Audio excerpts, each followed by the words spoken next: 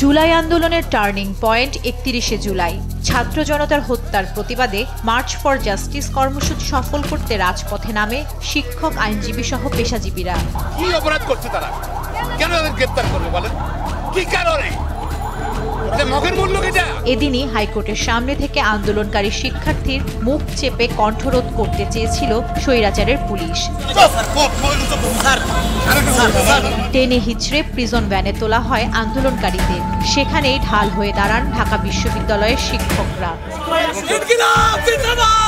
ভাইকে ছাড়াতে প্রিজন ভ্যানের সামনে বুক পেতে দেয় জুলাইয়ের সেই অগ্নিকন্যা, যার সাহস দাবানলের মতো ছড়িয়ে পড়ে সামাজিক যোগাযোগ মাধ্যমে। দেশ জুড়ে ছড়িয়ে পড়ে আন্দোলনের স্ফুলিঙ্গ। এক পর্যায়ে পেশাজীবীদের বাধার মুখে শিক্ষার্থীদের ছেড়ে দিতে বাধ্য হয় পুলিশ। কিন্তু পুলিশের মাত্রাতিরিক্ত বল প্রয়োগের প্রমাণ ছড়িয়ে পড়ে বিশ্বব্যাপী। দুর্বল হয় পুলিশের একচ্ছত্র ক্ষমতা।